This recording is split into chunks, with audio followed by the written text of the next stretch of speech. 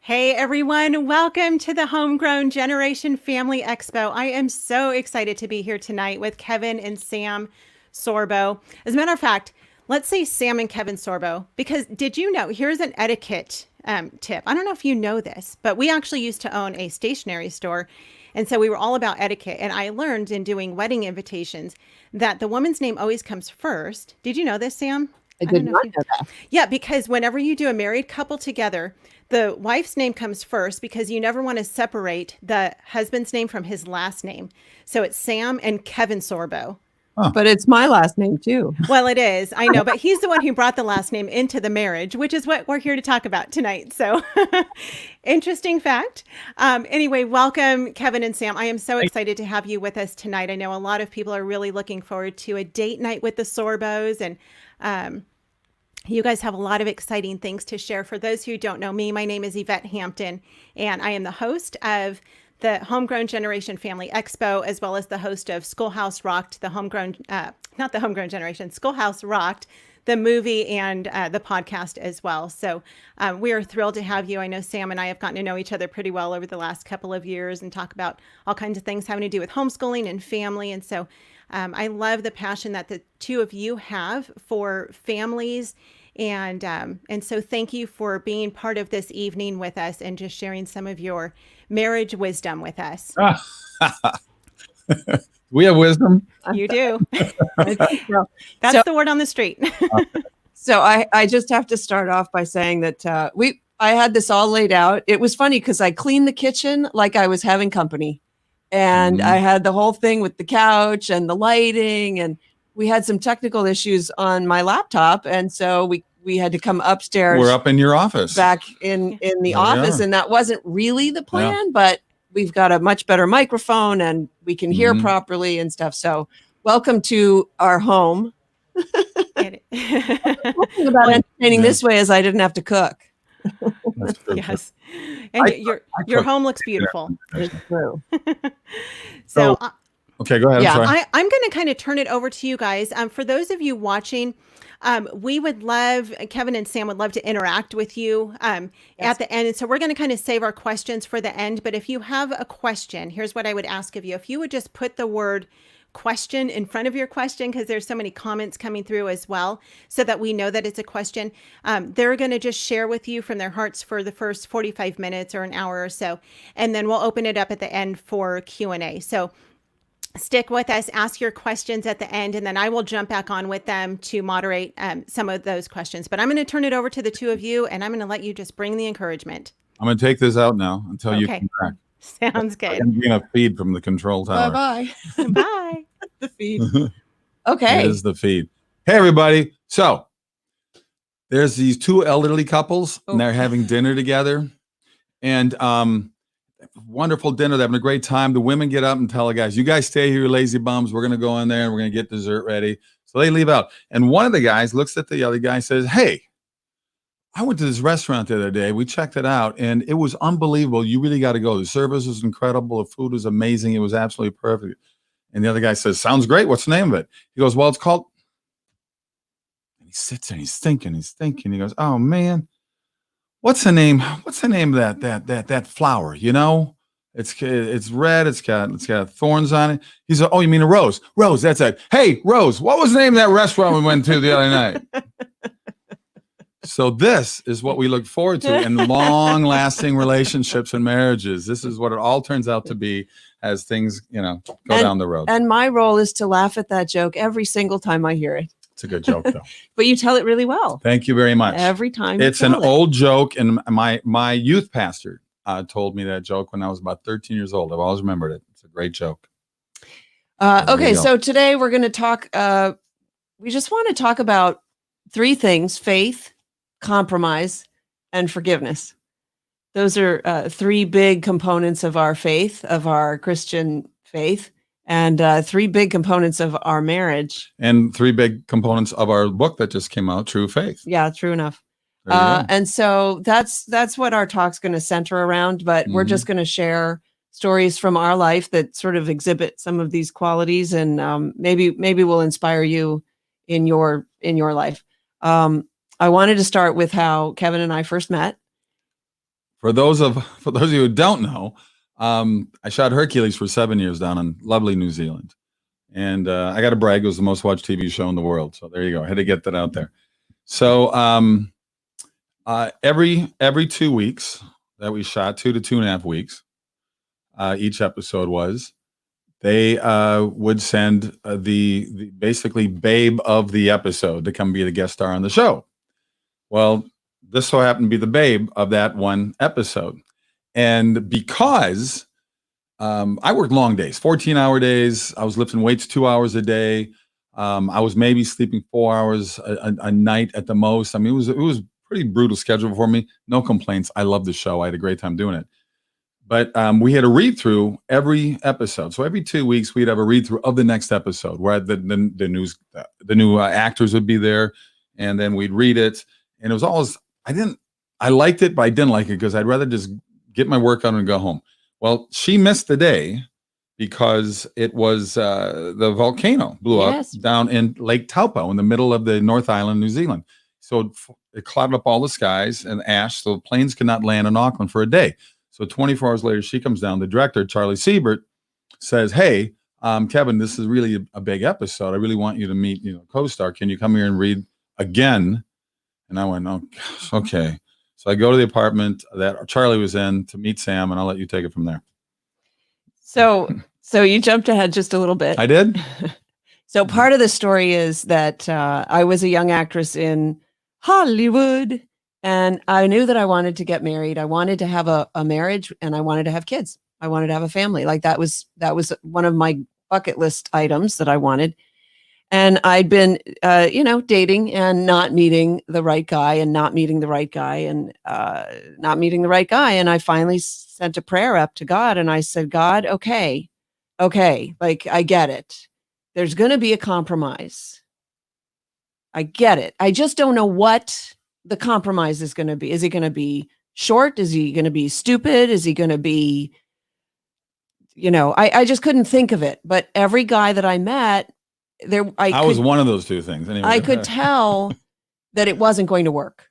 Like we'd go out on one date and I'd be like, "Oh, okay, no, that's past. That's not going to work." And so I went down to New Zealand and we had the read through. And when I first met Kevin, I had just come off of a show with a total jerk. And so I had decided that I needed to hug him to sort of break that barrier because we were playing love interests. If you haven't seen the episode, I played Princess Kieran and I became Hercules' love interest. And the title of the episode is Prince Hercules. Right. There you go. And so I hugged him and he got embarrassed. And he said, "Oh, okay, well, we'll do the Hollywood thing, And I thought, that's kind of charming. That's kind of odd. And so I will say that it's just, it was sparks right away. Mm-hmm. And you were a terrible flirt. I'm a big flirt. He's a big flirt. And next day on the set, was it a day later or 2 days later?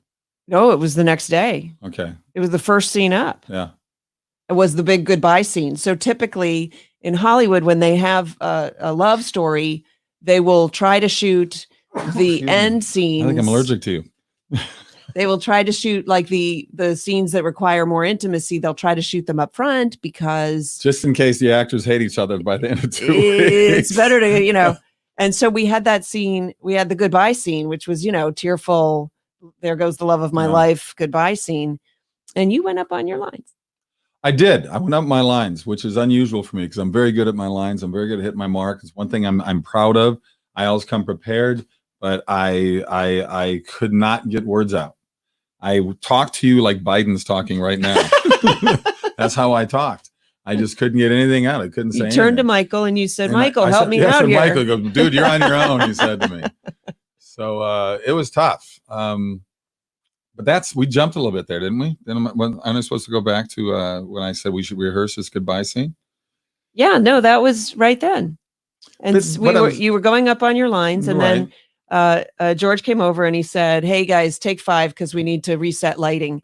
And so we went into our seats. That's what I'm talking about when we went into those. So the goodbye scene was blah, blah, blah, blah, blah, blah. And then we kiss. And so that's how we rehearsed it. I said my line, he said his line. Yes. And then we both said, and then we kissed. And then we went to sit down and you said, maybe we should rehearse, for real, meaning the kiss. And I said, oh, does anybody have a breath mint? And all three makeup artists whipped out their breath mints for us. And I said, oh, no, not for me, for him.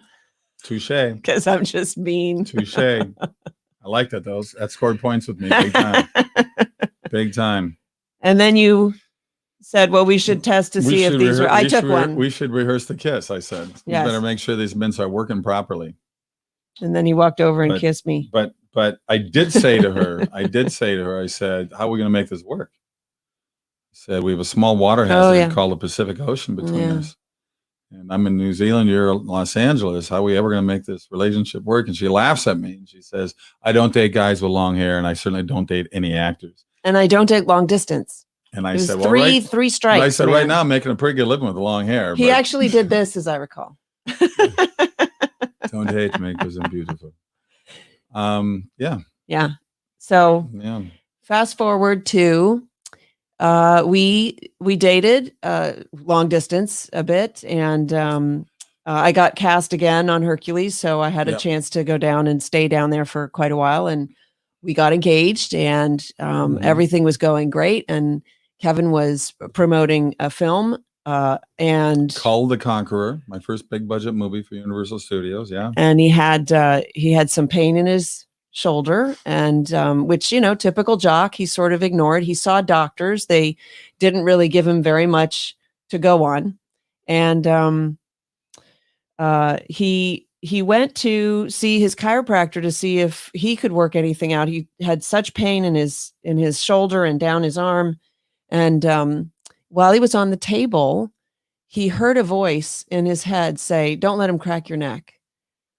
Yep. And this guy had never cracked his neck. In 8 years, he'd never, ever, ever cracked my neck before.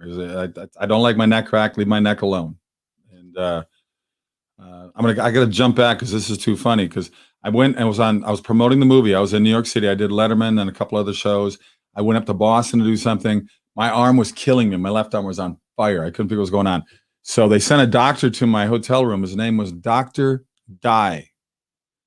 D-Y-E, but still Dr. Dye. I said, dude, you're a doctor. Change your name. Take your mother's maiden name. Something. I don't care. But he's the one who said it might be cardiovascular. Yeah, he actually had it, but he prescribed beta blockers, which is like, you don't just prescribe that. You do some tests first. You don't look at the guy and then, let's try some beta blockers on you. Anyway, he heard the voice again for a second time, a little bit more emphatic. Do not let him crack your neck. And then he's arguing with the voice. Yep. And while he's arguing with the voice, and within 15 minutes, he suffered his first. So that pain up here, the lump I had up here was an aneurysm that had been spitting clots for months down in my arm. These 3 fingers were numb and cold all the time. And my arm just kept getting worse and worse and worse. Well, that crack forced 3 bullets into my brain, basically. I suffered 3 strokes. So he had his first couple strokes on the way home, and then the next day, and strangely enough, he powered through. It's all in his book. I was in denial. Yeah, he was totally in denial. The next day, he went to see his doctor. He walked there because he didn't feel comfortable driving. I mean, he had all these signs of this is serious, but he was just like, well, I just have to go see the doctor. So he walked in LA, which never happens. And they're walking now, but anyway. Yeah. And he came to my apartment for lunch, and he's sitting there at lunch, and he's telling me what the doctor said and this and that. And he says, he just starts slurring his words, and he looks at me and he says, can you hear that? I can't talk right. So the 4th stroke hit me in my voice. And speech. So I took him into Cedars. So he had 3 strokes. This was before we were married. 1 dissolved. I had 4 actually, because the one in speech dissolved. And he's lying in intensive care. And I happened to book the best job ever. Well, you laugh, but it's true. So So I had been up to that point trying to figure out how to make this marriage work because he was in New Zealand. I was in LA. My career was going really well. I really, I was a working woman and that was important. And I was raised as to be an independent woman. And we were 4 months away from getting married. We were planning to get married. And I was like, what's that going to look like? Because I'll be flying back and forth. And if I get a call back and if I'm not there and yada, yada, yada. And I booked a national network TV commercial for ice cream, which was at the time my very favorite thing. It still is, really. I just love ice cream. It's shot in New York, first class all the way, lots of money, like just the creme de la creme. This was a big job. She likes ice cream so much, she'd even go to Nancy Pelosi's house to have ice cream. I wouldn't do that. That would be a bridge too far. So stop getting political. I just thought it was kind of funny, her video with her ice cream. I just thought it was funny. It's like, what are you doing? Who are you listening to? Did you hear anything? Tone deaf. I just want to make sure if she hops on and says, oh, your feed's cut or something. I don't want to be here. She would cut our screen in half here and let us know. That's true. So you'll do that. Okay. My bad. Okay. So I walked into the intensive care unit and I said to Kevin, I booked the spot. Do you want me not to go? And he's literally lying flat on a bed. He's not allowed to move. He can't get up for days because they're filling him with blood thinners. And if he moves the wrong way, he'll bleed out because he's got a hole in him that the stuff's going up through his groin, through his heart, into his shoulder. It's crazy. And that put him in the unenviable position of admitting that he needed me. And it put me on the spot. He said, yeah, I don't want you to go. And I literally went, oh, that's the compromise. And I remember I looked up and I said, done. And so that was the first lesson for me that you must prioritize. You must prioritize. Mm-hmm. If your marriage is important to you, it must be a priority. And I made that. I was sad about the ice cream, but I went and bought myself some, and I was okay. So there was the head of the neurology department at USC Medical Center, Dr. Weiner. Yeah, Weiner.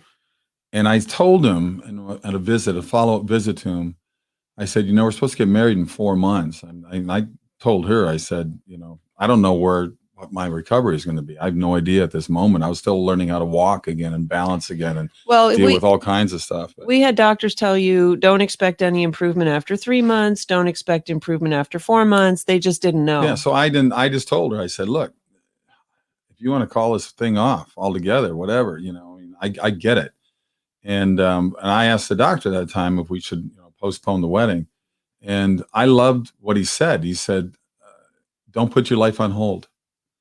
And I thought, wow. And we all do that. All of us are guilty of we say we're going to do this, do that. We're going to travel here. We're going to do this with our kids. We're going to do this with our spouse. And we don't do it because I think we have a tendency to easily get distracted and put our lives on hold. We put things off. And that's the same thing. And I thought that was amazing. And she wanted to go through with it, probably because she liked my long hair at that time. But it was tough. You were completely debilitated, and I could boss you around. You could control me easier. Exactly. It's a true story. That's true. So don't put your life on hold. Our marriage began in his recovery. She got the worst part before she said better or worse, before those words had to be spoken. So it was amazing. Well, we started in different roles, right? We started in different roles than you might think a marriage should start in. But I don't know, really. I think, and I said to him years later, we were in bed. He was still struggling with his symptoms. I had become his cheerleader and his coach, in a sense, like rah rah. He did not have a lot of hope in the beginning. He struggled a lot, wrestled a lot with God. I sure did. Yeah. I've always had faith in my life. I've always been a Christian. I've always had faith. But I never needed faith until this happened to me. And that's when I really had to find a place to get around this roadblock. And she was one of the main catalyst to do that, as well as my faith and his, I don't want to talk about the book because you're the reason the book happened. I didn't want to even write that book. Yeah. But that was years later, actually. But True strength. But every time I got down, she would just say, look, it happened. What are you going to do about it?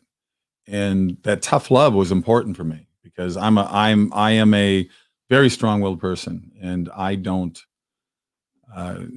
you go out to Hollywood and everything about Hollywood is rejection. And, I'm a 13-year overnight success. So it's, I am very strong-willed, and people say no to me about anything, whether it was athletics or whatever it may be. I would say I'll prove them wrong. No means no. Yeah. And no isn't always a negative word, by the way. That's true. So there. But you battled through. You proved the doctors wrong. Took 3 years to fully recover. The reason that I really wanted him to write the book was to encourage people not to allow someone else to set your limitations. Yes. And I hate to say that she was right because she loves being right, but I didn't want to write the book because I'm a guy, and us guys are insecure, and we have insecure egos, and I didn't here I was playing the strongest man in the world, and I was in better shape in my 30s than most guys that work out in their 20s, and all that changed and moved to a different direction in my life. So I didn't want to show people how weak I became, but she said, your book is going to be so beneficial for people. It's going to change people's lives. And I took my time doing it, and it came out about 8 years ago now. And it's called True Strength, my journey from Hercules to mere mortal and how nearly dying saved my life. And it's been incredible. It opened up a door that I never thought I'd be doing. And one is public speaking. I do a lot of public speaking on the book. I've had so many people come up afterwards when I'm signing the book, say, you know what? I'm a cancer survivor. I'm a car crash survivor. I'm a stroke survivor like you. I've lost 150 pounds. Yeah. And your book motivated me, and just to hear people say that, and I hear it all the time, it's so cool. And I bring it, I not only speaking events, when I do these autograph shows, Comic-Cons for Hercules and Andromeda, I always bring a dozen books with me. They're gone the first day, every time. People, it's amazing, the response. And it's all about those roadblocks you're going to hit in your life. And what do you do when you hit that roadblock? And you can sit there and rail against God, your spouse, your family, whatever. Look in the mirror. That's where it starts. And she gave me a mantra, actually, for that look in the mirror that I used every day, is saying, I'm getting better, I'm getting stronger. And I would say it out loud over and over again until I believed it for that day. And it was huge for me. I remember when, we just took walks. We took a lot of walks. Yeah. Just, it helped me get my balance back. That's but all you could do. Initially it started out, we're talking, half a block, turn around. Yeah. And then we just kept working and pushing forward each day because I just had a hard time finding out where my feet were supposed to go. And it was horrible. So, yeah. Get the book, True Strength. It's a good one. So, that was your first lesson for faith. And I think that God really brought us through that to show us to rely on faith. Mm-hmm. I had faith. I don't know where it came from. There was a crisis in the hospital where the nurse said, we got to get him back to the OR or we're going to lose him, right in front of me, right in front of him. And I ran out and I called the doctor who was in his office down, 3 miles away or whatever. And he could do nothing. He said, don't worry. They've got great people there taking care of him. And I realized that it was out of my control. And I gave it up right then. I just gave it up to God. And I said, okay, you're in charge. Tell me what to do, really. And in fact, it was sort of like that moment when I said to God, okay, I get there's going to be a compromise. Just show me the compromise. And I think that God answers prayers, maybe not in the way we expect, right? So God didn't tell me, well, he's going to be tall and gorgeous and have a great career and be very smart and he's going to be the man of your dreams. He didn't tell me that. He gave me Kevin, and then he said, but no career. Okay. So that wasn't the message that I thought I was going to get, because I thought my career was that important, but I got that message. And so I guess that that part of this story is about understanding that there's a compromise, and there's a compromise in marriage. And so I wanted to talk just a little bit about the definition of compromise. It comes from, and this is the homeschooler in me. It comes from late Middle English and Old French, and it's and also late Latin. Com, C-O-M, means together, and promittere means to promise. So it's a together promise. It is a give and a get, but it's a together promise. And that's what marriage is. Marriage is a promise. We actually both decided that we wanted to have kids. We skipped over our first date. Which you want to backtrack for the first date? Well, the first date's kind of important. Go ahead. On our first date, for whatever reason, Kevin said to me, I know where I'm getting married. Because that's first date conversation. And I was smitten already. So what can I say? And he said, there's a great chapel in the Swiss Alps. And I said, in Garmisch? And he looked at me like, how do you know about Garmisch? And I said, well, I have a picture, a framed print of the chapel in Garmisch on my wall in my apartment. And I have a picture of the same church. And I shot a commercial there years ago when I lived in Europe about 3.5 years. I did a lot of commercials, and I was at the top of that Garmisch mountain. And I saw this church built into the mountains at like 12,000, 13,000 feet above sea level. Yeah. It was amazing. And I went, I'm going to get married there someday. And so then he said to me, and I'm going to have 3 kids, boy, boy, girl. And I said, that's so weird. That's what I'm having, boy, boy, girl. I've known that since I was about 15, 16 years old. It's just something you knew. I was reading a series of books by John Jakes, and a lot of history in it. I mean, he made it, it was like fiction meeting nonfiction. It was pretty cool. And I don't know, whatever reason from those books that came into my head at 16 years old, that I'm gonna have boy, boy, girl. I just knew it. It dawned on me, and I'm like, yeah, that's. And by the way, we had boy, boy, girl. It's true. Yes. Which was also a struggle. Yeah. Which we struggled with infertility. We go into that in our new book, True Faith, because it was really faith that carried us through. It was a struggle. And if you have questions, we can talk about that. But I want to move on because I don't know. We're taking, this is, yeah. Okay. Promises of marriage. To have and to hold from this day forward, for better, for worse, for richer, for poorer, in sickness and in health, to love and to cherish, till death do us part, according to God's holy law. And this is my solemn vow. To love, honor, cherish. So what do we have to assume before we accept the simple idea of marriage? We have to understand that it's not an institution of the state. Because if it were, there wouldn't be anything to bind people together. A piece of paper is not going to bind people together. The state can't regulate love, much as it would like to, much as it's trying to regulate everything. There's an old joke. If love is blind and marriage is an institution, who wants to be part of a blind institution? I'm sorry. It's just, you set me up for that. And I didn't, it just hit me that I got to say it. It's good. Thank you very much. I'm here every Tuesday. So it's hard enough to stay together. Yeah. Even with love, but with only the law, it's not going to work. And so marriage is actually inextricably linked with honor. It's my solemn honor. And for better or for worse, right? And so that takes us to the 3 promises of, the 3 premises to marriage, because marriage is an institution of the church, and they are that God is, that God created Adam and Eve for marriage, and therefore God created marriage. And when we understand that it is a God-ordained institution, we approach it with a different reverence. You've been saying something lately in interviews that I love, and that's the way that society now treats marriage. Yeah, I mean, we have made marriage as disposable as we've made human life. And it's really sad to see that going on. And you see the downfall of morality everywhere right now. You know, and I'm not perfect, guys. Trust me, I'm not perfect. And we have our battles. Trust me, we have our battles just like anybody else does. But ultimately, you got to realize that, you know, The you commitment. you get married not thinking, okay, I'll get married, but I can get divorced in a couple of years. That's not the reason to get married.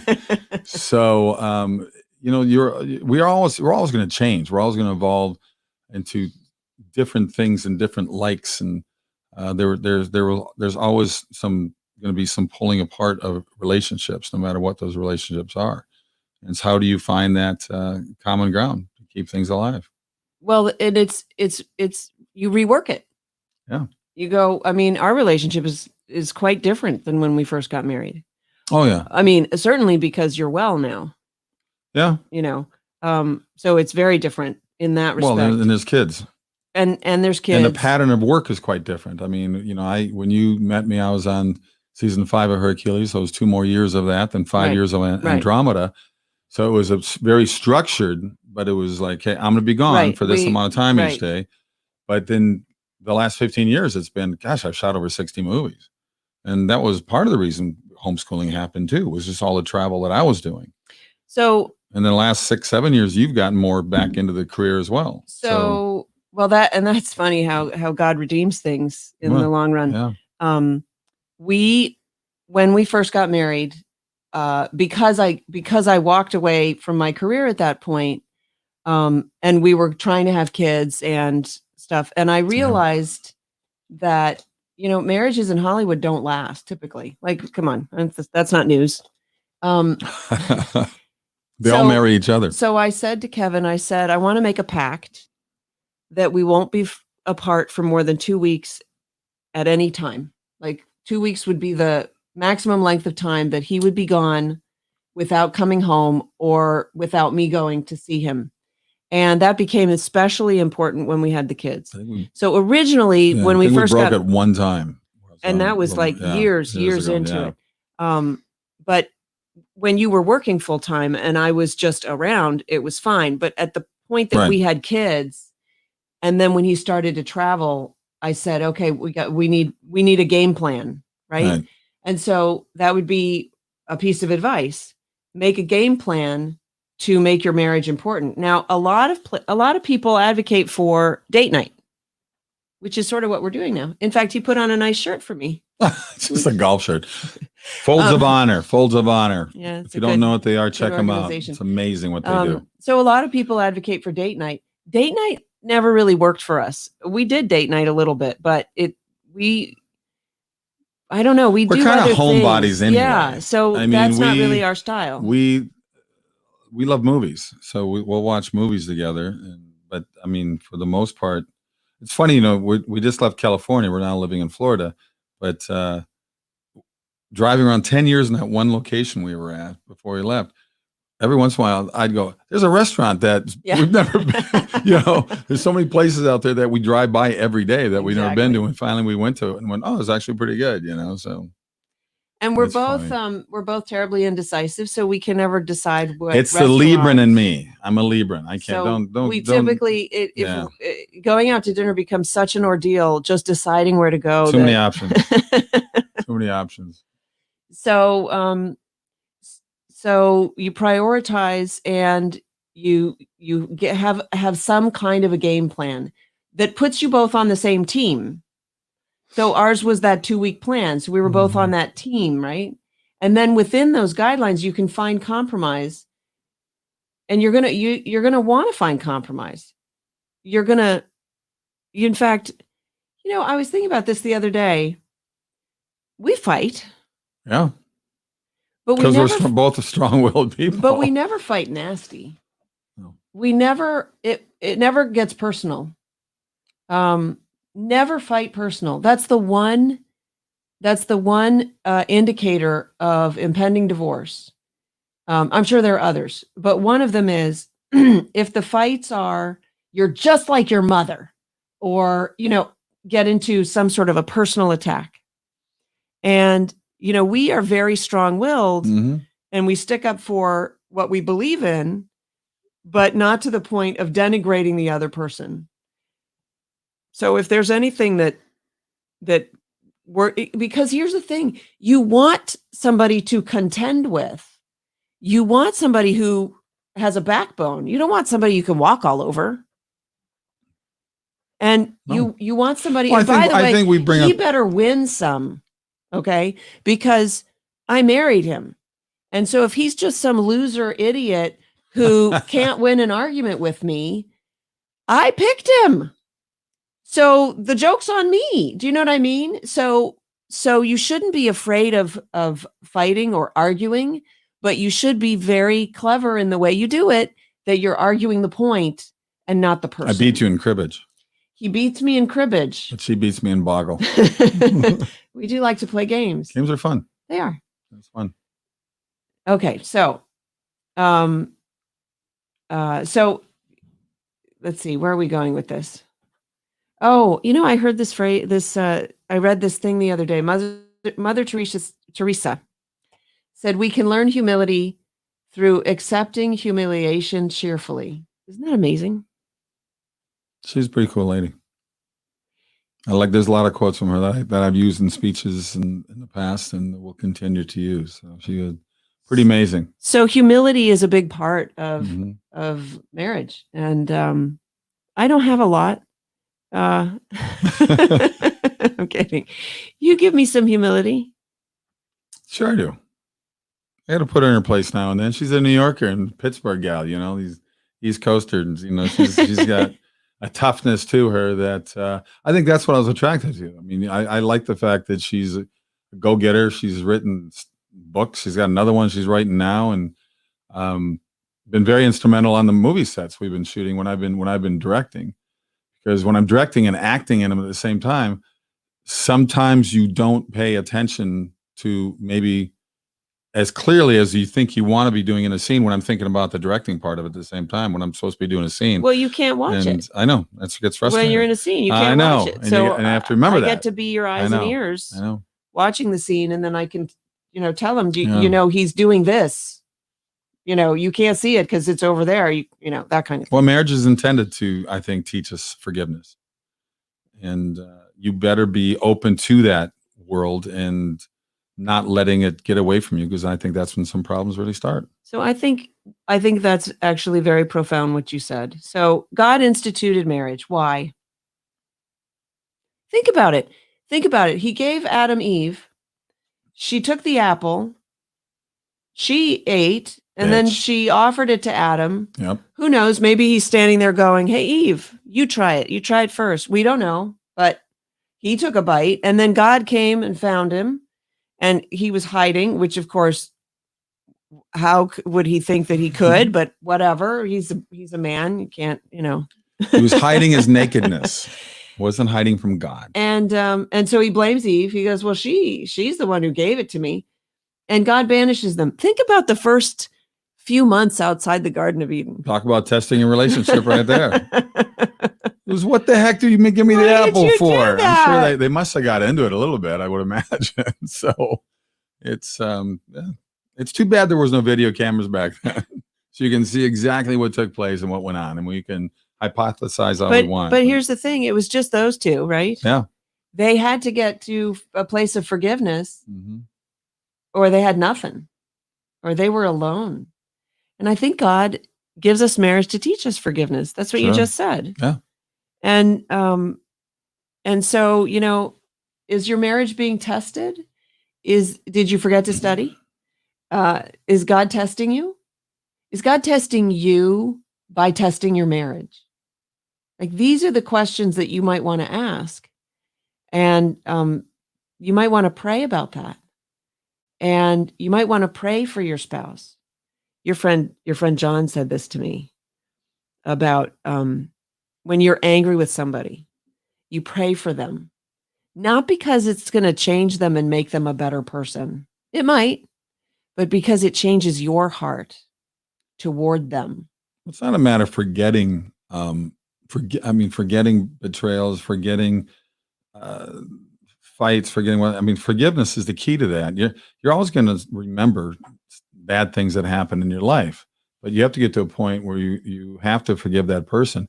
I think my biggest downfall, I know God has forgiven me, but I have a hard time forgiving myself for things that I've done in my life. And I think you got to get to that point too, I think. And that is a healthier thing for your spouse, for you to get to a point where you forgive the things that you've done as well. And we live right now in a cancel culture that has no forgiveness. And so we're practicing unforgiveness right now. And the message of forgiveness is being lost. And what you're talking about is maybe the most important part of forgiveness. So this is going to sound odd. This is a difficult subject to talk about, but if you've trusted somebody and they've done something wrong, it's sometimes easier to forgive them than it is to forgive yourself for trusting them. And you might not even think about forgiving yourself, but you just said sometimes it's harder for you to forgive yourself. Sure.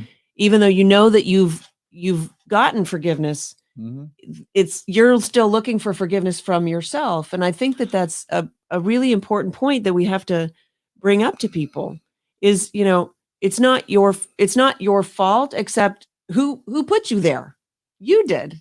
Do you know what I mean? So there is an element to that. It's a great thing. When I met a doctor during the course of my healing from my strokes, and he asked me if I was a religious person. I said, I am. He goes, you don't have to be. I'm just asking, maybe this helps. But he says, there's a thing called the grateful prayer, and a lot of people forget about that. I think miracles happen every day. But because of visual effects and everything else, people, they don't pay attention to it. It doesn't have to be walking on water to have a miracle happen. And he said to me, there's the grateful prayer is an easy thing to do wherever you are. You can be in a party. You could be by yourself, driving your car, taking a walk. We're just grateful for the sun to be out. You're grateful that you're walking. You're grateful you have a pillow. You're grateful you got hot water. We get so carried away in our own lives. We sort of forget about the things that are important. Even the little things are important. When your kid comes into your office and you're so busy and wants to talk to you, I'm busy, I can't talk to you right now. Be grateful that you have that kid there, because that kid's going to be gone one day. That kid's going to be living their own life, and cue the cats in the cradle song, and it's, but I mean, it goes so fast. Imagine if you take a moment to say a grateful prayer about your spouse. Yeah. And just count the wonderful pieces of that person. Yep. And, and I know that there's there can be that voice, but he just did da da da. But he never puts the towel back on the towel rack. Right? And you can go there. She Why? never puts the lid back up for me to use the toilet. Right. No. And you can go there, but why? Why not count your blessings instead and get involved that way in that path of forgiveness? Because if you can get into a habit of forgiveness, then you don't even have the altercation. You're like, oh, you know what? I knew you were going to do I don't know if there's a big segue or not, but I mean, I like the movies that I've been doing over the last 10 years. I like that I've gone into a place where I'm doing movies that are more positive, because I think we have so much negativity in the world. We have so much anger. We have so much hate. We have so much violence, and it comes out through our movies and our television shows. I used to get stopped all the time through airport. I travel a lot, hotel lobbies, restaurants, wherever it be. Hey, loved Hercules, loved Andromeda. By far, the majority of the time now are people stopping me and they say, I love God's Not Dead. What If? Soul Surfer. Let There Be Light. Abel's Field. Please keep making movies like that. So I find that amazing to me that we're getting more and more of that right now, because those kind of movies strengthens people, their hope and their faith, not only in themselves, but in the world in general. Talk about the scene in What If. So in What If, Kevin plays a guy who's sort of plucked out of his highfalutin, fancy pants, wheeler dealer salesperson, wheeler dealer. He's an acquisition guy. He takes buildings and chops them up. And he gets dropped in as a pastor. Businesses. And so all of a sudden he's supposed to fulfill the duties of a pastor. And one of the duties is... real quickly, John Ratzenberger plays an angel, comes down and says, God intended you to be on this road. And I'm going, what are you talking about? You're on the wrong road. But I said, I like the road I'm on. I don't care. This is the road you got to go on. And I get boom, and there I am. I haven't changed. The age is the same, but I got a wife and I got 2 teenage daughters now, or a 7-year-old daughter and a 14-year-old daughter. And I'm like, well, what? And I'm a pastor. Right. And I'm like, you got to be kidding me. So one of the duties is hilarity ensues. He does premarital counseling. Yeah. And so he's sitting there with his wife and the good book and this Christy young Swanson, couple. Played my wife. And you start talking to them like your old wheeler dealer guy life. Yes. Am I supposed to fill in the rest? Yeah, you don't remember? Well, I think that they're about to get married, right? They haven't got married yet. So we're talking about marriage counseling. And he just bought his brand new, really fancy red truck, man. He's going to be so cool and hip in that thing. And I tell him, hey, you got to make a choice here because that's not going to fly. He's trying to talk him out of getting married. Well, yeah. He's like, play the field for a while and sow your oats. Well, You I'm got telling a him, fancy if he's truck got that truck, I know where his mindset is Right. because when I was his age, that was cool. That was a cool thing to have. Right. And at the end of the movie, and so the two kids are like, this is the weirdest marriage counseling we've ever been to. Like, this doesn't make sense. And his wife is going, what are you doing? And then at the end of the movie, you see these two young kids who got married with their minivan. Like I traded in the truck. As much as I was trying to talk them out of getting married, they thought it was a reverse psychology thing. And what's brilliant about that is it really shows, look, you don't get married to be married. You get married for the commitment. So you get married for everything about marriage, not just to be married. And maybe you've forgotten why you got married. Like maybe you've forgotten that. Or maybe you got married and you didn't really focus on, the whole package, what I want. Mm-hmm. And so maybe it's time to sit down and make a plan and say, okay, this is what I want for my marriage. This is what I want for my life. This is where I want to go. It was so weird because when we met, like I just knew. I liked you right away, but I was like, because you scared me. But once I figured out that he was the guy, then I was waiting for the other shoe to drop. Like, what's the deal? What's going to happen? And it took the Strokes, and then the Strokes were like, "That's the deal." Oh, okay, that's the deal. Then we had 3 kids, and Tavy comes up to, and I started to go back to acting, which is kind of funny.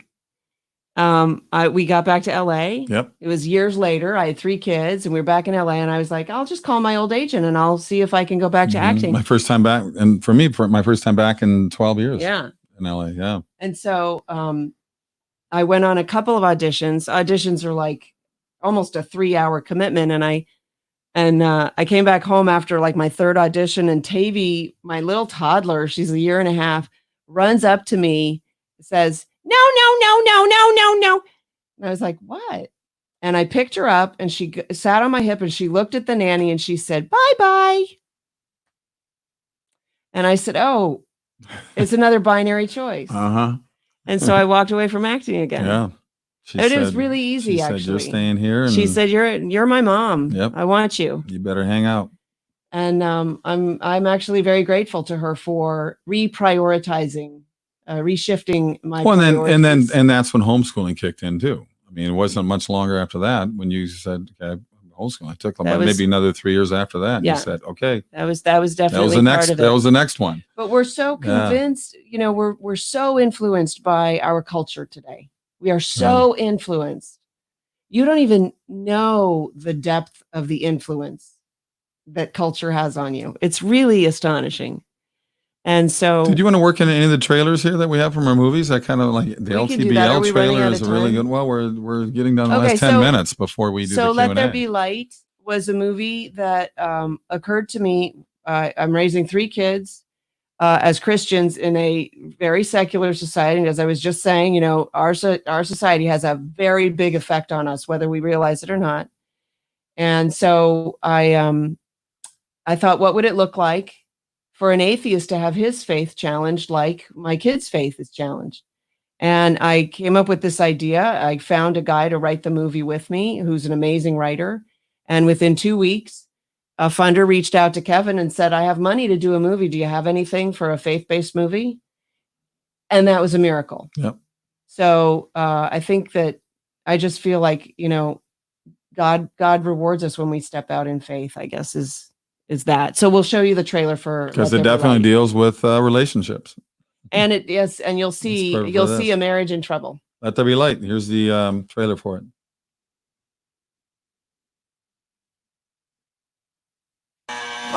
Yeah, I'm coming. Keep your pants on. I mean, what do they pay the doorman around here for anyway?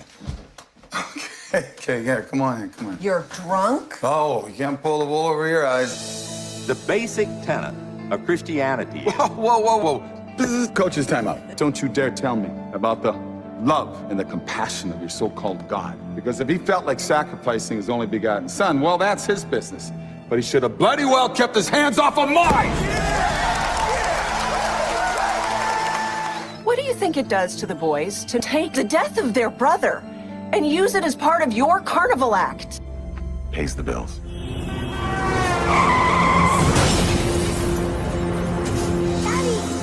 Clinically dead in the ambulance for 4 minutes. It's a miracle. I saw Davy.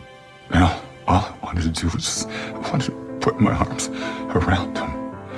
I don't know what to do with it. You've gotten the best scientific explanation. It hasn't brought you any comfort. Would you consider consulting a different source? Doc, he is your God, and he's holding out his hand to you. All you gotta do now is take it. Jesus gets whacked, right? Well, I've never exactly heard it put that way, but yeah. Follow me here. This ain't brain surgery. Do you believe that God hears? God always answers prayers. Sometimes we just don't understand the answers. This better be good. That's what I said.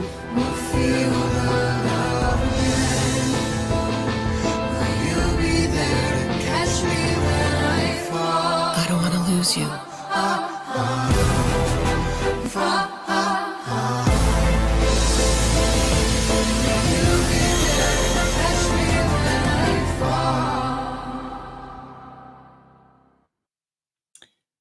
Well, that was a while ago.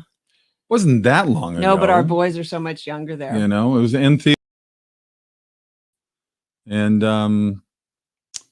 it did very well. No, it did really well. It did Okay, very well.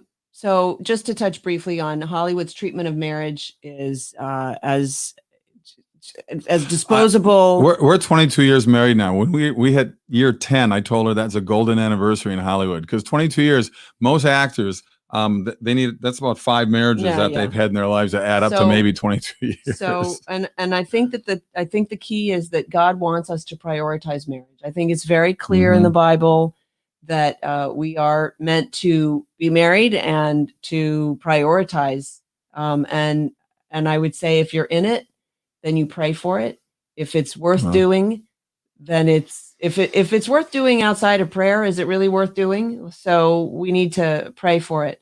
If you're in any kind of sort of desperate situation, then you pray for your spouse and you pray for your marriage and you pray to change your heart. And you know, I remember there's a story about them building a dam, trying to build a dam, and the weather's coming, and they're trying, and they finally say, "Well, we've done everything we can. All that we have left to do is pray." And it's like, no, you should have started with prayer. Prayer is not like your last resort. Prayer is your first resort. So, and then finally, I guess marriage is hard. It's a challenge. Well, life is hard, and life wasn't promised to be easy anyway. But I think that's what makes it so amazing to show the different things that we can accomplish by going through hardships and going through these roadblocks that life will throw at us. You know, there's an old adage: if your life is perfect, well, then wait a while. You know? So, because it's always going to change, and that's not a bad thing. You know, you grow from that. People think, you know, it'll be better outside of the marriage, but it can't be, because if you, in general, it isn't, because if you don't know why you're in trouble inside the marriage, then you're just going to make the same mistakes again. Does that make sense? Yes, it does. We have time to show one more of our trailers. Yeah. Here's our latest movie. It's called Miracle in East Texas, guys. Poster is right behind us right here. This was supposed to come out this summer, but as we know, there's no movie theaters open right now. So we hope to have it out by the fall or early winter. And it's a wonderful movie, true story set in 1930. And it is a movie about faith and hope and redemption and love.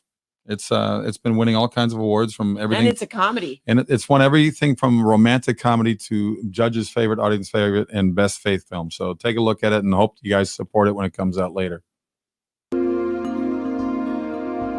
Mr. Irving, how old were you when you first met Doc Boyd?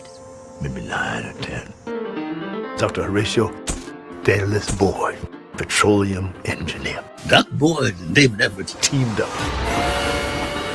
What these two old rascals realized is that while they weren't much good at actually finding or drilling for oil, We're crooks. We've conned all those old ladies. That's what we do.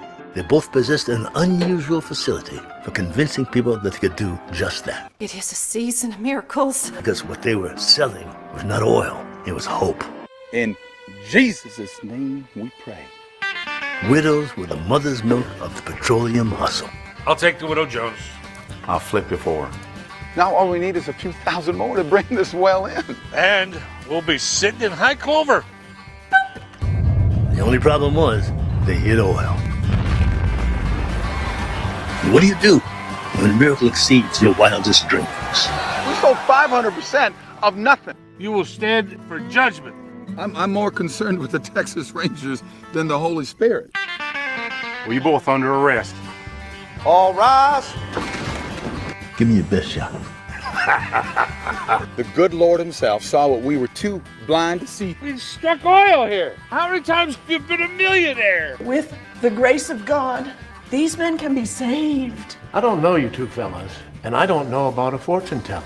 Oil! Oil, dadgummit! Oh, Lordy, it's too strong. I can't control it.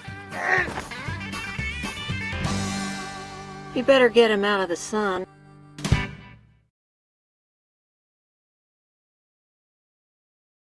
Oh, where'd she go? Mhm. She was just here. So I think that sort of sums it up. Do you want to say anything else? I'm ready to answer some questions. Hopefully, we'll get some Yeah. going here, and I hope you guys see that movie when it comes out. Because I'm telling you what, it's such a funny movie. It's such a good movie. It looks fun. The trailer looks exciting. And, I recently just saw What If. I had not seen that until maybe 3 weeks ago. Love it. And that's such, Thank it's such a good movie. I was It's so the impressed same with writers it. that did God's Not Dead, and that one, of course, blew up and became a massive hit. Right. And then they did Unplanned as the most recent one. But I tell you, What If is one of my favorite movies. I love that movie, and I highly recommend that one for people to Yes. see while they're at home. And great family movie. Yeah, with kids. Yeah. Yes. Yeah. That's a great one to watch with kids, for sure. I mean, they both are, but What If is a great family movie. I just see a question here. Were we both already believers when we met? And we were. Yeah. Kevin was raised in the faith. I came to faith later in life. And She was a heathen. I was For the longest time, she was the I heathen. was a heathen.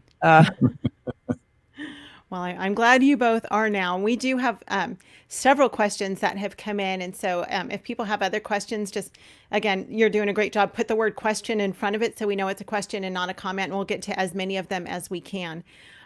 So that was a great question. And someone did ask, do you want to play couples cribbage? We love cribbage. My husband wins all the time. So looks like you've got a cribbage date coming up. Date a virtual cribbage match. Sure. Right.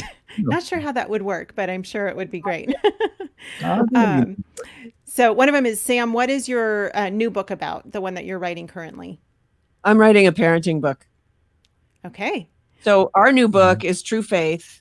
It's under there. True Faith is out now. It's out. It's out now. It came out on Valentine's Day, and that's one that Kevin and I both. They can get online and then go to kevinsorbo.net or samsorbo.com.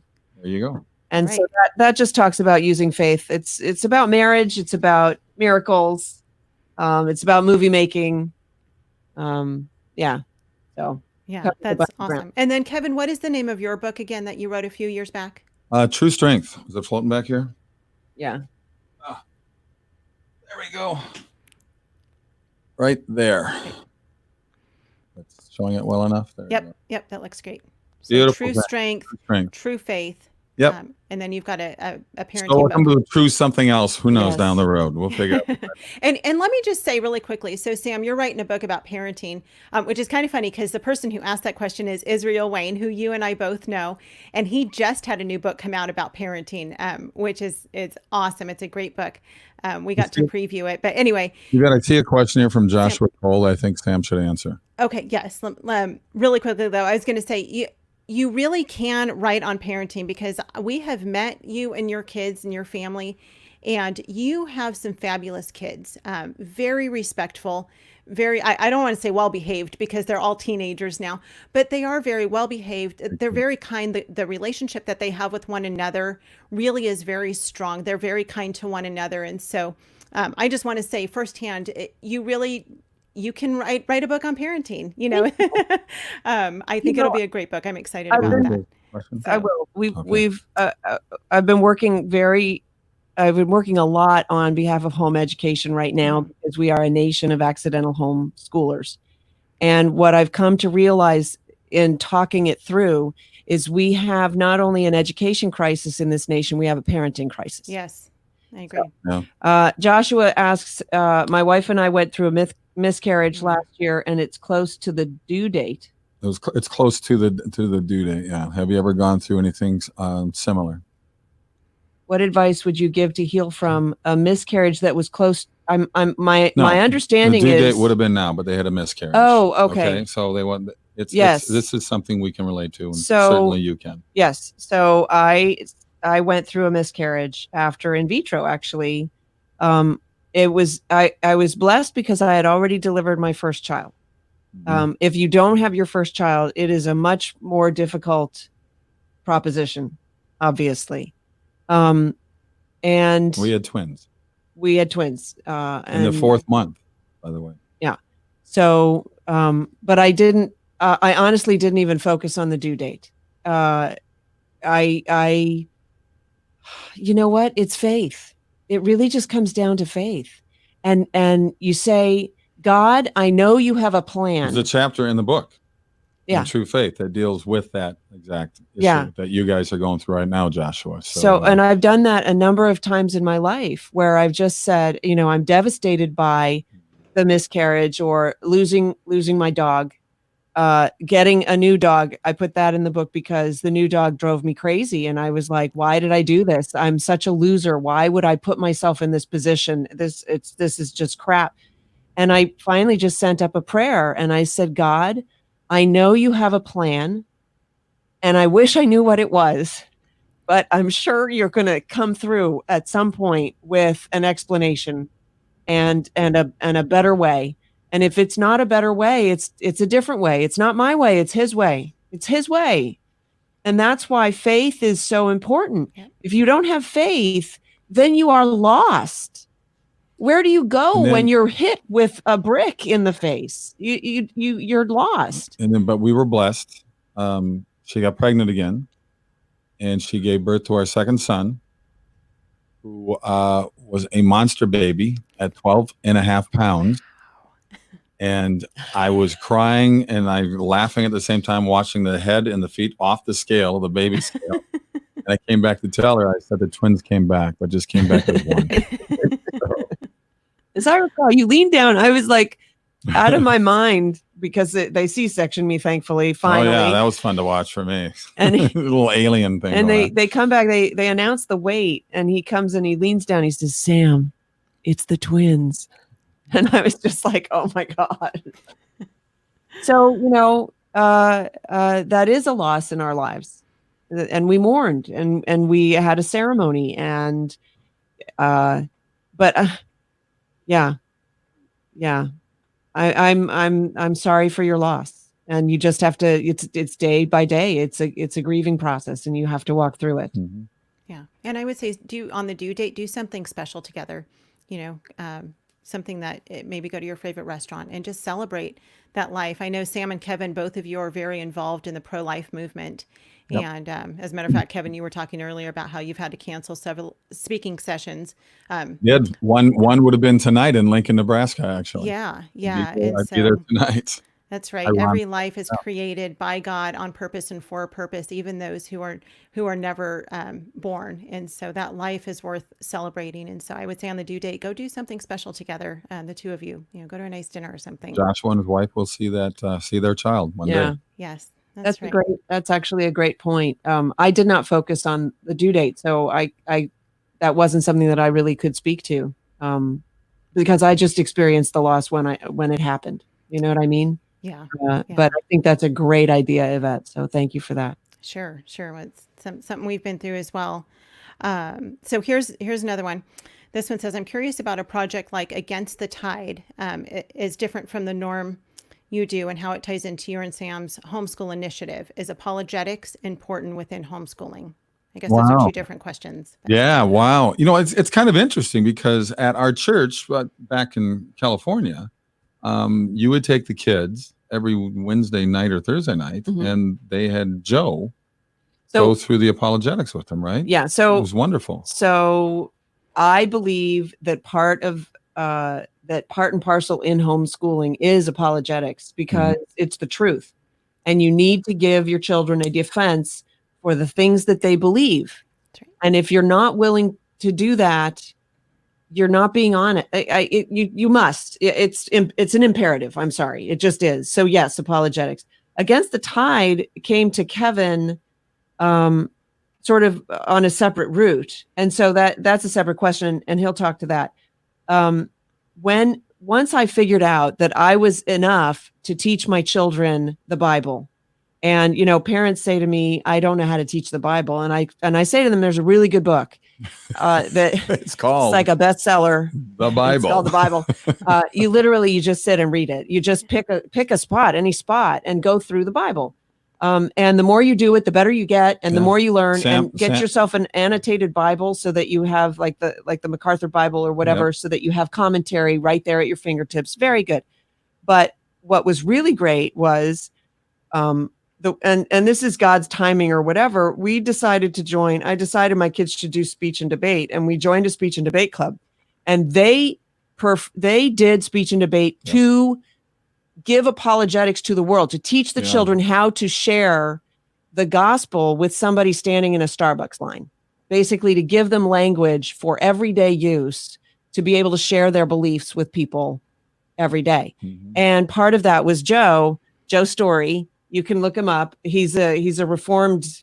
He's an incredible story. He's like one of those guys. If you're walking down the street at 2 a.m, he's coming at you, you'd probably be very nervous about it. You get a little shy, right? Just this pit bull of a man. But he get up there and spread the word, he's amazing. Yeah, and so that was just part of our speech and debate stuff. It happened at the church, which is at our church happened to be, but I totally think I don't know that there's a more important subject. There is not a more important. I said it. There's not a more important subject, and that's hard for me because I'm a math person and I love math. But it is actually more important than math. It's more important than anything else. I'm going to jump in real quick and go back to Against the Tide. But I see Maria here she's a 2-year post-stroke survivor, and wondering if I would ever do a YouTube channel of some kind to talk about the exercises. And she has started reading my book. Thank you for doing that. That's a great idea. You just planted a new seed into me. So we'll see what I can do about that, Maria. And also I want to thank everybody coming through here that have had their own losses and miscarriages as well. So I'm saying, we all got stories, right? We all have things that have happened to all of us. And it's a tough road that you got to get down there. And once again, it comes down to faith to get us through those things. I had somebody say to me after the loss, she said, don't worry, you'll have babies. Don't worry, you'll have babies. And you need people to say that to you. You just need people to breathe that life into you. Just put it out there in a positive way, because there's so much negativity out there. And we couldn't conceive. Talk positive about yourself. We couldn't conceive. We tried. It was probably a result of the strokes and the drugs and stuff. I blamed him pretty much. That helped me get through it. But my point is, we couldn't conceive. And so I started the process to adopt. I said one way or another. And then I said to God, I issued God an ultimatum. I said, God, this time next year, I will have a baby. And we started the whole home study for the adoption. and we started in vitro, and But in vitro worked. can I say, our third child came about the old-fashioned way.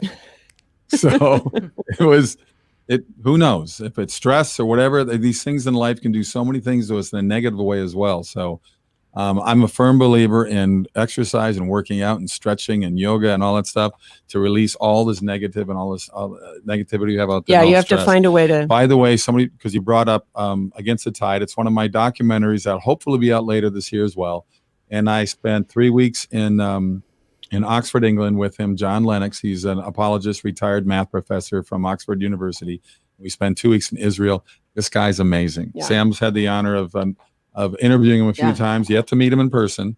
Yeah. But great guy. And we just had it at the NRB, the National Religious Broadcasters, complete standing room only. They had to have a second screening the next day, and they've never done that before at the NRB. They give you one slot, and that's it. And everybody stayed. Everybody stayed and did a big hour Q&A afterwards. So There's when that comes out, right now, please go to get my other documentary, for 3 straight weeks, #1 documentary on Amazon called Before the Wrath.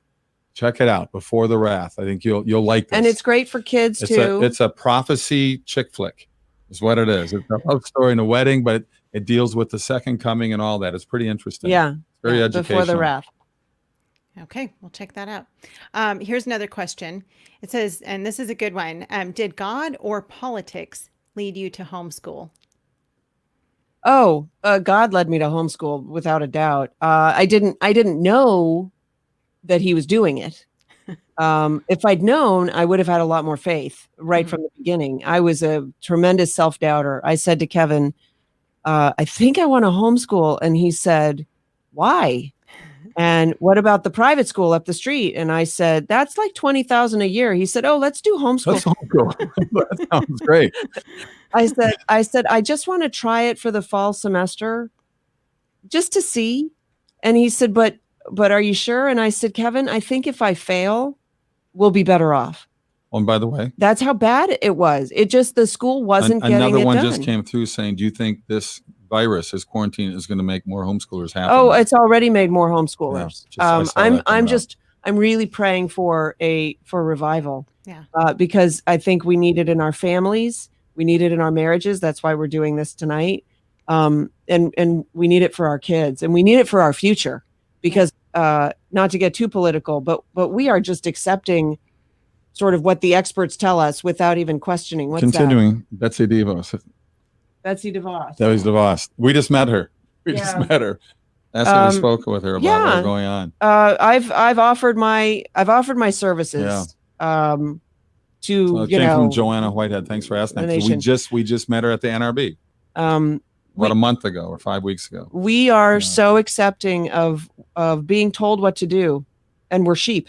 We're not even I get it. You obey the rules. I get it. But question the rules when they just come down for no apparent reason. So here in Tampa, they just instilled a curfew. No going out between 9 p.m. and 5 a.m. And there was such pushback. Like, excuse me, why are you trying to do that? And that they took it away, thankfully. But across the nation, they're handcuffing people in front of their children and taking them away and leaving the kids in the park. Like, it's crazy. It's gotten a little crazy. I don't know. Yeah, crazy stuff. Okay, here's another one. This one says, and I'm assuming you guys have probably read it or are familiar with it. What do you think of Gary Chapman's 5 love languages and the importance of meeting those for your spouse? Go ahead. I have no idea. Never read them. Have you not read it? Oh, okay. Well, but now we're going to. So the 5 love languages, he basically talks about how everyone has one of 5 love languages. Well, we all have all 5 of them, but some are stronger in others than let me see if I can remember them. Physical touch, acts of service or acts of kindness, quality time, gift giving, and words of encouragement. And so he talks about how every person has those 5 love languages, but some are stronger in, maybe the physical touch, and some are stronger in the words of encouragement. And so they're asking, is it important for meeting? Is it important to know your spouse's love language and then meet those? So I will answer that. I have heard of those. I haven't paid very close attention to them because I'm focused on one guy. So I don't need to know everyone else's, how everybody else works. I'm just focused on serving him and getting him to serve me. And it really is that simple. I think that they could be beneficial if you wanted to break it down and try to, calculate.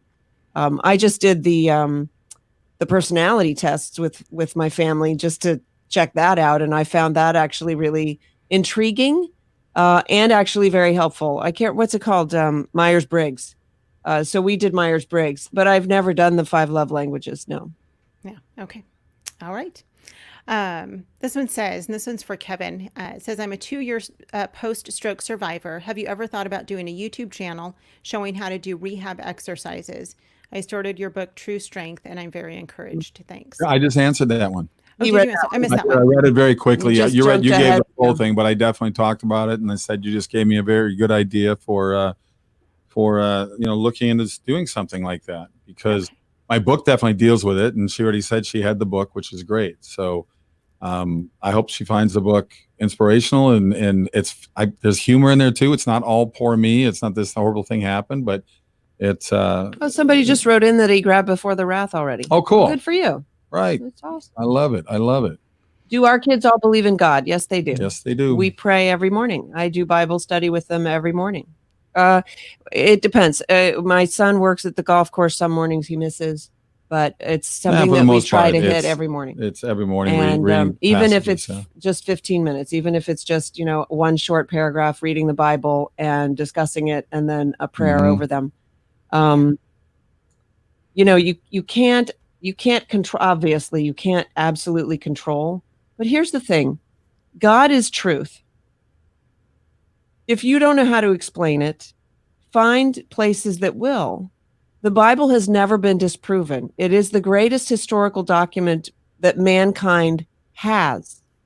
It is more documented, better documented than Plato or Socrates or Aristotle or any of the ancients.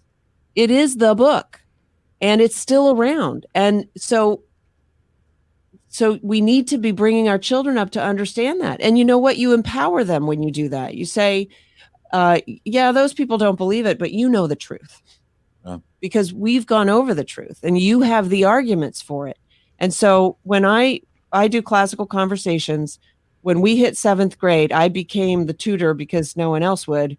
And so I reluctantly said, well, okay, I'll give it a shot. And we did some apologetics with 7th graders. And I'm looking at this book, and I said to my director, this is amazing. It's so cool that they're giving this to the kids now when they're in 7th grade and they're really starting to question and seek answers. And she said, yeah. I said, they should teach this in high schools. And she said, Sam, they should teach it in churches. Yeah. Yeah. They don't teach apologetics in the church. No. Where do you think your kids are going to get it? Right. So, and by the way, it's fun. It's fun for you. Parents are shy of not knowing things in front of their kids. Don't be.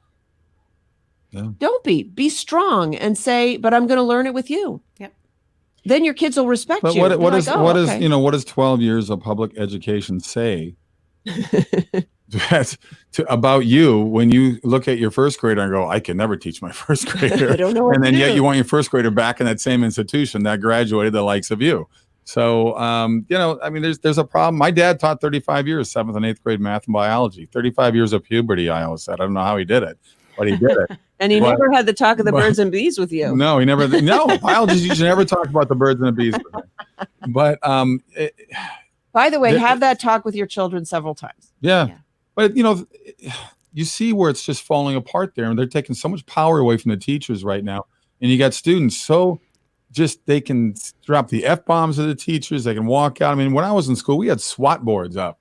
There was up on the wall. And if you misbehave, boy, you got it. And then my parents will go, well, you probably deserved it, So, I love this. Motorcycle pastor. It depends on the church. Well, of course it depends on the church. Yeah. He's a biker, and they absolutely teach it. I love that. And if they don't teach it at your church, maybe it's time to find a new church. Yeah. And we need to hold our pastors to account, right? We need them to stand up for the culture, and we need to support them when they do it, right? So there's a give and take. There's an exchange that happens. Our pastor back home, politics and religion definitely go together. Where do you think we got our laws, for crying out loud? We got them from the Bible. And, he's one never afraid to stand up and get political and get religious and mix it all together. He says he loves to work his congregation down to a manageable size. So. Somebody here asked for an apologetics book for beginners. Start with It Couldn't Just Happen. That's an excellent book refuting some of the so-called known science about things. It's a great place to start. And then there are also great videos on YouTube with apologetics. There are different ways of defending the Bible, different ways of defending your belief in God, that kind of thing. Yeah. You can't get something from nothing? What? Answers in Genesis is a great resource Answers for that. in They Genesis have is also a really good ton of resources on their website, so I would definitely recommend them. Here's another question. This is from Tom's Tech Show. Beyond prayer and faith, how can I support my wife better while she's away dealing with her mom who has dementia?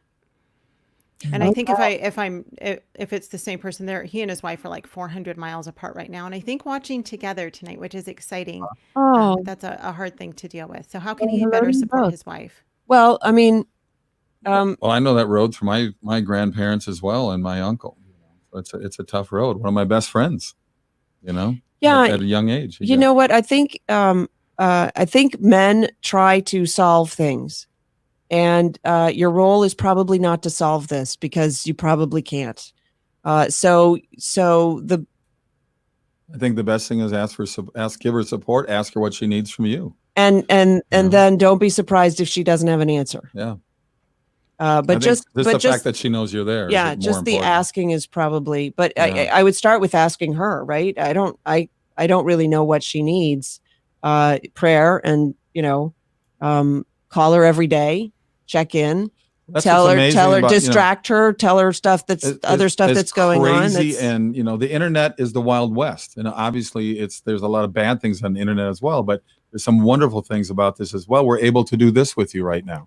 Yeah. 25 years ago we couldn't do something. What this. I've heard it's amazing. Technology can be wonderful. I've heard of people who are far apart watching movies together or watching a TV show together, and they just stay on FaceTime and watch the show at the same time, kind of thing. And so it's like they're sitting together, but they're miles and miles apart. Hard to share popcorn, but So technology has been a real gift to that end, frankly. Sure. Yeah. Yeah. You could even do like your own little book club. You could both read a book at the same time and then discuss the book, maybe every few days or something like that. I mean, Mere Christianity. Right. It really is. Oh, yeah. Mere Christianity. Why didn't I think of that? What's great is the Screw Tape Letters. Oh, yeah. That's C.S. Lewis. It's not apologetics, but it's fantastic. I'm actually listening to Men Without Chests right now. Just amazing. Okay, that just sounds weird. So now you have to explain it because I have no idea what you're talking about. Well, Men Without Chests is an essay that C.S. Lewis wrote about the let's see, it's the degradation of our education to the point where we are no longer creating young men with chests. We are removing their chests and asking them to behave intellectually, and they have no fortitude, and they're basically these meaningless heads. Interesting. I've not heard of that one. So they think that they're thinking, but they're not. And I'm, it's reflected in our culture today. So everybody's running around like chickens without their heads because there's a virus, which will still be there when this is over. Mm-hmm. And nobody seems to be talking about that. And we are responding to the virus without any consultation to the consequences of our response. Mm-hmm. We're just in the response mode because we're just operating out of fear. Right. And so I thought this would be an appropriate time for me to read about how these things come about. Yeah. Interesting. Here's another one. She says, do you think homeschooling has impacted your marriage? Oh, absolutely. I love how the kids are here. I gotta say, I think it's gonna be a harder empty nester for me. I don't think they're ever leaving. Well, I mean, I'm the fourth of 5 kids. There's 4 boys in the family. We were all jocks. We were always busy. I mean, the only time we could have dinner together really was Sunday. We had lunch and dinner, after church on Sunday and then dinner that night. But, we all had different sports going on. We got home at different times. So I think about it, I'd leave for school at 7 a.m. I wouldn't get home till 7 o'clock at night. I only saw my parents for a couple hours a day. Here we're seeing them all the time. And before this, quarantine thing happened, we were still taking walks together, doing biking together, hanging out, golfing together. I mean, so we've always had that, which is wonderful. Because he traveled so much, and he would go, 4 days a week, he would be on a trip somewhere kind of thing. So he was traveling a lot. But when he was home, he was around the kids all the time. But I got to a point I started taking one of the kids and with then me sometimes every he'd time, travel. So that's homeschooling, and it promotes the family unit. Yeah, it was great because I just go out, I'd have a one-on-one with each of them at different times, and we'd go out and have dinners together, and we hang out. We're forced to talk, right? So we're there, and it's neat, and I'm going to miss those days. I know when they go out on their own, but our job is to nourish and get them ready to go out on their own. But I see how my parents now, how it affected them with their 5 kids. Because my mom would always say, "Oh, your dad, he had that look in his eye the other day. He called up all 5 of you kids right in a row," and now we could Zoom it. Yeah, we all do. do it together now. We've been doing that lately with my family. We did a family Zoom with the Sorbo clan, and Grandma got on like 4 times. I finally said, "I think she's playing tic-tac-toe, and I think she's going to win." She had a Brady Bunch thing going on. My mom. I mean, the only person less technical than me is my mom. But it's great. And her birthday was April 15th, so we were all able to get on and wish her happy birthday, which was nice. Yeah, that's awesome. She's 88 years old now. So. Wow, that's awesome. Do your kids want to get into acting? Unfortunately, here's the thing: when you homeschool and they come on the movie sets with you, since they're little kids, they're not. It doesn't intimidate them. They grew up on the set. They know what to hang out the hair and makeup department and wardrobe. But we only have one that wants to be an actor. Yeah, the other 2 have absolutely no interest. Yeah, we'll see. Shane still wants to do it. She said it because it's fiscally. But my oldest son, Braden, he definitely it's boom. That's his goal right now. Yeah. And they were in Let There Be Light with you. They're in Let There Be Light. Yep. So, which is awesome. Tavy, our youngest, is in it, but if you blink, you'll miss her. Right. A little extra role for us. She didn't want a line. She didn't want any of that. She's the introvert. All of them. So. I love it. Here's another question. Loretta says, "I love my husband, and we will be married 27 years this May. So congratulations. I want him to be more involved with his family. Can you give some advice?"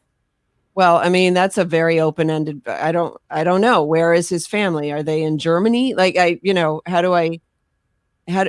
why? You know what? It always comes down to effort, right? I mean, my sister. But hold on.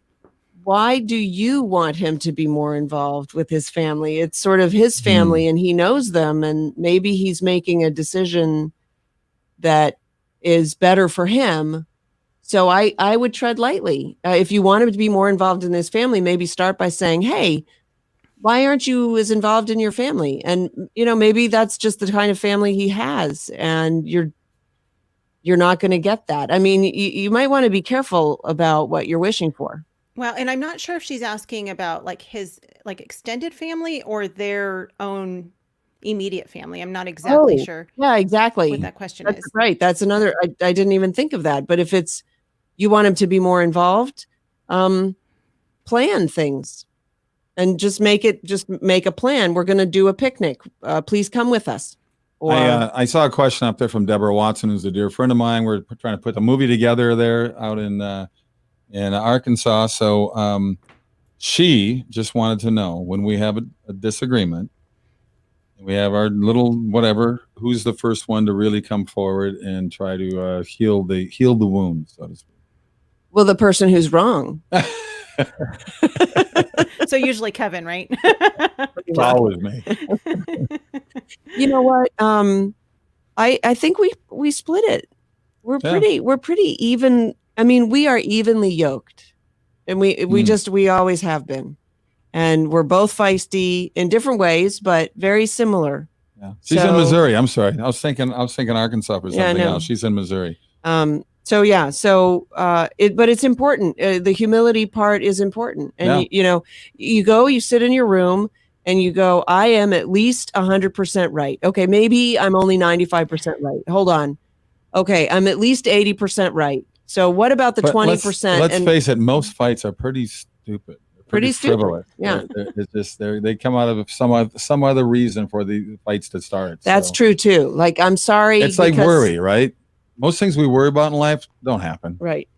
So we spend a lot of time worrying about things that never happen. So, Yeah. Someone mentioned on here, Way of the Master with Kirk Cameron is a great way to do apologetics. Yes. We love that ministry, Kirk Cameron and Ray Comfort. And for those who have just signed up for this session with Kevin and Sam, we actually did a session just like this last week, a week ago tonight, with Kirk, where he talked about, similar to his movie Monumental, he talked about the monument to our forefathers. So if you're watching this right now, you actually have access to that session as well, and you can go back and watch that. But yes, Way of the Master is a fantastic ministry. I'm going to ask another question, and this is a great question that actually, I think someone emailed this to you, Sam, and you sent this to me earlier today. They said, I would like to know if you're going to make a movie in which you both live. God's not dead, Kevin dies. Let there be light, Sam dies. Sorry for the spoiler alert for those who haven't seen him yet. So I'm thinking, I've been probably 60 of my 64 movies. This movie's a comedy. Yeah. You can deduce from that. Yes. If we die. So there's nobody dying in comedy. Okay. And you're both in it. So true. I love Another that. love story. You know what? Part of it is the Sorbo family making family films. Like, we want to breathe that into the culture, that here's a marriage that's not perfect, but we make it work because it's worthwhile, because God redeems. And we are starting the Sorbo Family Film Studio as well. So Right. we'll be putting up more movies that that's our plan. Have good, positive messages. Yeah, which is awesome. Cool. Okay, we have time for just a couple more questions. This one says, how have you both engaged yourself in a church family, not being able to physically go to church? I've moved my ladies' Bible study to virtual meetings, which has been wonderful. So this is definitely a quarantine question. Yeah. And I have friends who do Bible study online in, virtual meetings and stuff like that. We moved from our home. Yeah. Little over, is it a year? A little over a year ago, but we were 10 years at a church that we really loved. And so we watch our pastor we do his live feed. And we actually engage with them virtually. But we're not really involved in the church anymore per se. And so that church, yeah. That church. Yeah. The kids have not pursued a youth group here. They've done a little bit of this one, a little bit of that one. They haven't really found one that really sits well with them yet. And we're planning on moving again. So our focus hasn't really been to embed ourselves into a community because we knew we weren't staying. We're pretty transient these days. So I hope that answers your question. Yeah. Okay. This is a good one here. I'm sorry. So is this one last one here? This question you said? Yeah. Well, it depends. We can do a couple more. Okay. How are you guys on time? Oh, go for it. You're good? Okay. So we have just a few more here. This one says, have either of you ever dealt with depression or anxiety? Yes. Yes, of course. Yeah. Kevin dealt with depression after the strokes, and he was prescribed things that gave him nothing but side effects, and he couldn't take them. So he went off them, and then he got worse side effects for withdrawal symptoms. I remember it was terrible. And I've dealt with anxiety, although I've never sought treatment because I have some coping mechanisms that I use. And my anxiety wasn't nearly like his. He had panic and anxiety attacks, the likes of which I'd never seen before. It was an offshoot of my brain being, compromised the way it was. And I think what's important to understand is that it can be temporary. That there are drugs that do work, that it takes perhaps a lot of trial and error to find what will work. But I didn't take any. I went off all drugs. You didn't. No. And we talked you through anxiety attacks. Sure. Yeah.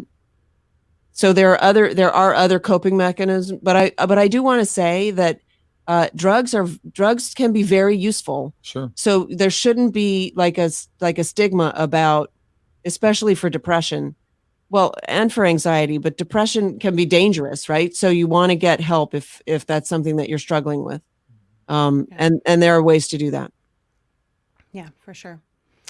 Okay, this one says, I just completed my dissertation defense on the lessons of homeschool social entrepreneurial. I always have a hard time saying that word. Leaders.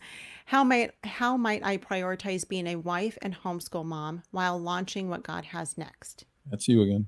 Yeah, that's what for Sam. I think I know who that is. You need to pray to put your priorities in order, and I would urge you to put your children first. Mm-hmm. And if God is saying to you, or if you think God is saying to you, I need you out of the house, away from your kids every day, all day, I would put to you that that's probably not correct. Like, I think God really wants us to prioritize our children. I prioritized my children. Then I started to homeschool, which made it virtually impossible for me. I just said, you know what? I'm done acting. That's fine. And then God redeemed my acting career through the weirdest way of getting me a part on a movie that it was silly. Okay. So, and then I started a radio show, and it was a juggle. It was, a lot of work, but I made it work. So you can make it work at a certain point, but when the kids are really little, they need mommy. Mm. They need mommy. And don't deprive them of that. And don't deprive yourself of that. So that's the priority. And the rest will fall into place. It simply will. You'll make it fall into place. Yeah. And Tom, I have found with... It looks like they got to move to Florida to work for our studios now. Okay.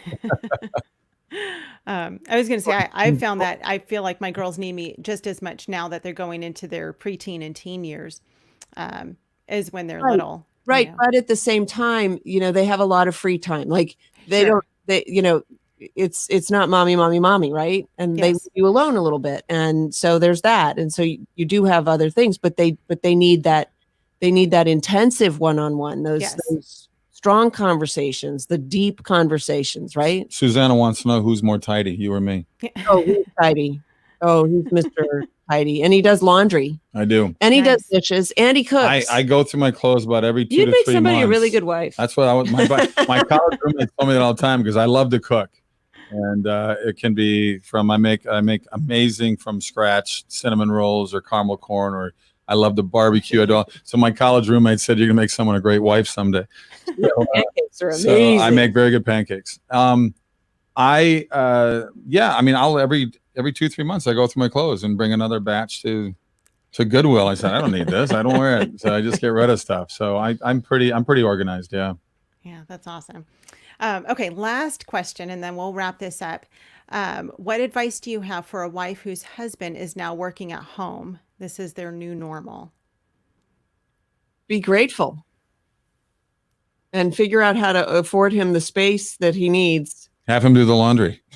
Give him chores. So, yeah, you know what? Yeah, I mean, you both need your space. I mean, she's got her office here. I got my office on the other side of the house here, and because we also have different things going on. We also have a lot of phone conversations going on.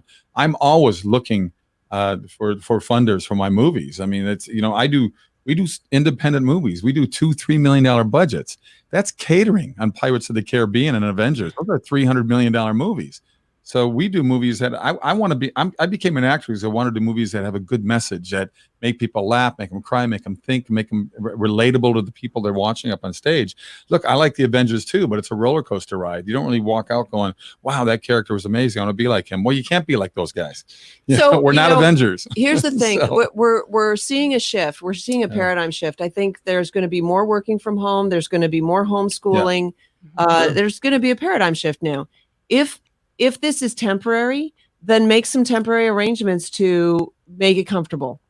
So your husband's home working, Be grateful that he's working, right? Mhm. There's a lot of people who are home who aren't working, Mhm. and figure out how to afford him the space that he needs to do that. And if that means that you need to go out for a walk because he's got an important business meeting online or whatever, and that your space is small, then figure out how to make that happen, I guess. Because especially if he's the breadwinner, you're on the same team. It's teamwork. And that's what marriage is. It's teamwork, right? And he's the coach. And sometimes I get to pinch hit for coaching or something, right? Yes, exactly. Basically. All right. Well, and I like that you say, be grateful for it, because that's the thing, you married him because you loved him. And so appreciate that you're getting to spend this time together. I mean, really see it as a gift. I like this motorcycle pastor guy. He says, be grateful. Amen. Support one another always. Find ways to make it work and bring out the best. You two are giving us great advice. Thank you. You're welcome. Thank you. I want to pray over you. Yes. I want to pray over everybody just quickly. First of all, thank you, God, for bringing us all together. Thank you for the ability to do this, the technology. I pray your blessings on the Hamptons as they continue to embark down this road to get this movie done, to bless people with the gift of homeschooling. We're so grateful for basically, God, that you created us in your image and that you gave us individual sovereignty in a nation that upholds our rights. And so we are grateful to you. We praise you, Lord, that you brought COVID-19. It's a mixed bag, Lord, and we understand that, but we see that there is blessing even where there is tragedy, because God, you redeem all things and you bring all things together for the good.